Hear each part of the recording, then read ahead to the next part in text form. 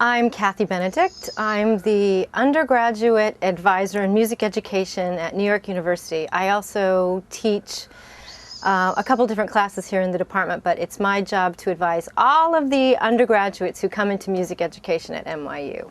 What's interesting is that almost every performer will at some point in time in their life be an educator, and I think that's what we lose sight of, is that even people who become studio who have hopes to being, in a major symphony orchestra, eventually end up with their own studio practice. So inevitably, every person who's involved in music ends up as an educator somewhere in their life. And I think so that's a way to look at it that I think we tend to ignore. So how is it that we can model for these people?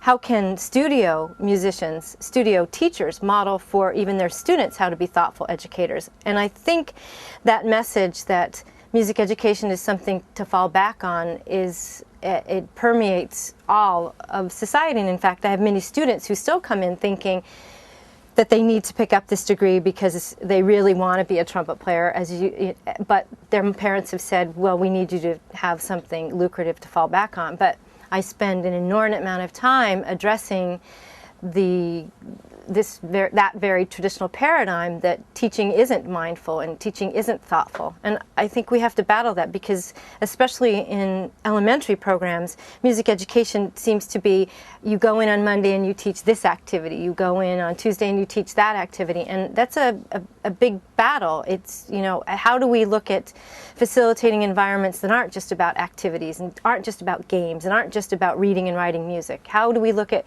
music education under perhaps an umbrella of social justice or something? So the way I look at music education is often completely different how other people are looking at music education. So I have freshmen who come in and they think, because they've self-selected into music education, they think, well, now I just have to do my 4 years student teaching and I'll be a teacher. And then they confront this particular model that suggests that they need to critically examine the models from which they came and deconstruct those quite possibly and look at what can I do differently in the field of education so that it is something bigger than reading and writing and notation and perpetuating the classical paradigm, the Western classical paradigm. I think that is the particular demand of a music education program anywhere in the United States, probably anywhere in the world, is balancing the demands of how do I continue on the path of becoming a powerful and competent performer, and how do I pick up all this classwork I need to pick up, which means learning how to play every brass instrument, learning how to play every woodwind instrument, and yet still finding time to practice and be the best musician that I can be. And that's absolutely very much a part of it, that not only do you have to be a performer on your chosen instrument, but this notion that education is also a performance venue. So you have to be comfortable in both places and find the time somewhere in your schedule to continue to practice and learn all this other stuff that goes along with it.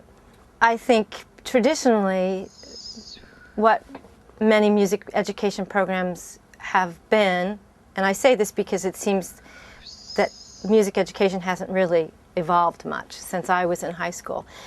And I think what happens is that you tend to teach the way you were taught. And people who are music educators came through, a K-12 system, and early on were in all the bands, all the choirs, so they've been involved with a very particular model of teaching.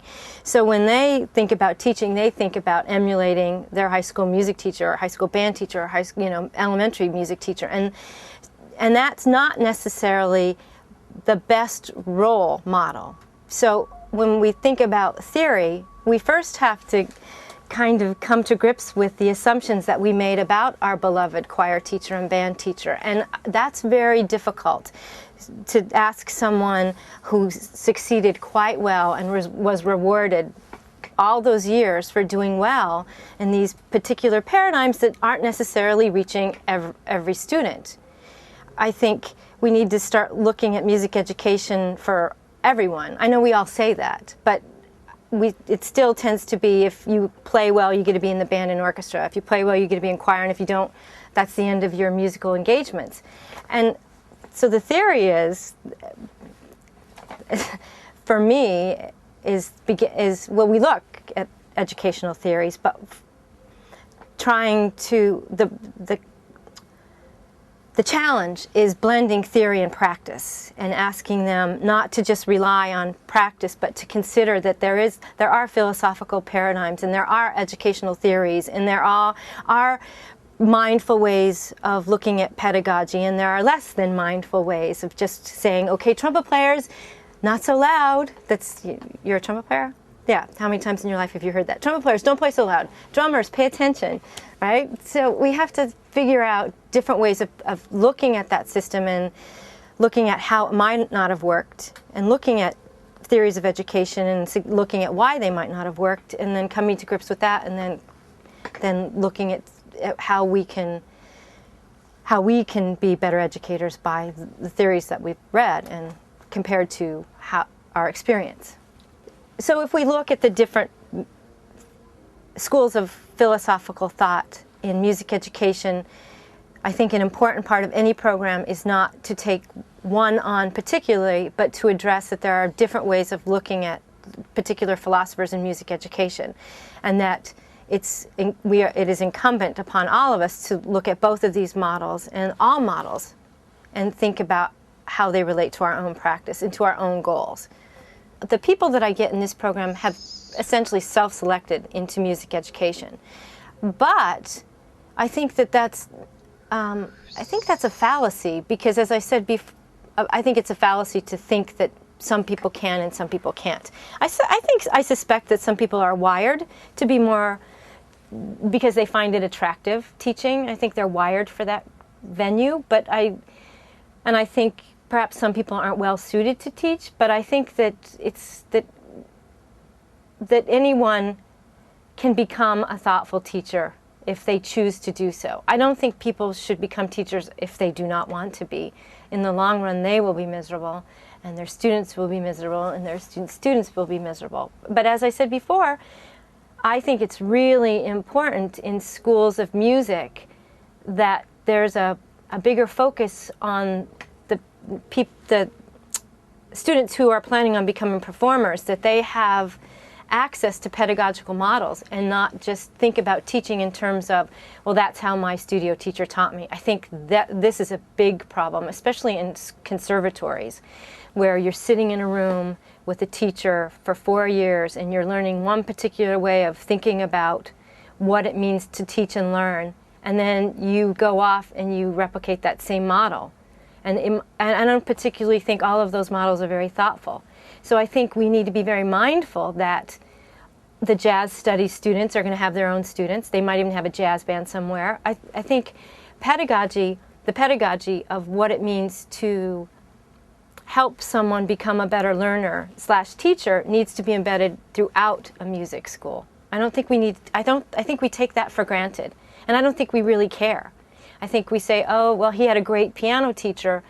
Well, he might be a great player, and he might be playing everywhere, but that doesn't necessarily translate into thoughtful teaching. I don't think it should be thought of as being trained to teach. I think we need to provide ways of having conversation about what it means to be a thoughtful teacher. So when I structure my classes, they're very much, I don't use the word train, I talk about facilitating learning environments. I talk about myself as a teacher-learner. My expectations are that they will engage in the learning process as a teacher-learner, and that I'm not training them to do anything. In fact, they should find that word insulting. I find that perpetuating the Western classical paradigm is, I think we are ethically remiss. I'll look in the camera. I think we are ethically remiss in perpetuating this paradigm as the only paradigm, and I think the schools of music are complicit in this, in that the theory classes that the students take usually are Western classical theory, that the music history classes they take are Baroque, Renaissance, classical, those big eras, and I think we try to talk the talk, but then when it comes into implementing collegiate curriculum, where students are engaging with world musics and world music practices, that we are not doing the best job that we can do. However, that said, I think NYU is really working on that. Some schools do it better than others, but in my classes, my elementary pedagogy class, that's all we talk about is how, well, it's a big part of what we talk about is that this stronghold that the Western paradigm has, not only on how we think about music, but how we think about what it means to learn music and what it means to engage in musical experiences. And there's a big disconnect between students that come with music in their lives and then school music. So if we're teaching one way and the kids are experiencing and having learning, they're engaging in music since they were in the womb, huge disconnect, and it's almost I would say a form of cultural genocide. When I know that's kind of a harsh word in this sense, but when we assume that students don't have they've never had the joy of music in their lives because they've never had sung or played Western classical music is insulting. And then to have 12 years of their lives focused on the Western classical paradigm and ignore what they bring from their homes and their churches and their street experiences and say that doesn't count, that's not real music, is ethically it's unsound, to say the very least. So I spent a lot of time deconstructing that particular paradigm. Well, I mean, if you have saved the music instruments, that's essentially your program. But if your principal has said, I'm looking for a program that will fit in with the particular goals of this school, then you need to work with that principal. Do my students come prepared with the skills to begin music programs? Absolutely. I have first-year teachers right now who are starting music programs. It depends on what the principal is asking for. It depends. I also have a very big focus on preparing my students to exist with absolutely nothing, that they need to come out with a songbook, they need to come out with repertoire, because they can't depend that there'll be a textbook series there or instruments there, so they need to be able to teach without a piano, the guitar skills that we have. The priorities for me are examining the assumptions that the programs from which we came serve all students equally, and I think that that's absolutely not true. I think many students in city situations and suburban situations aren't being served in ways that they should be. And I also spend a lot of time deconstructing the disconnect between this notion that students don't have music in their lives and they need us. That's just not true.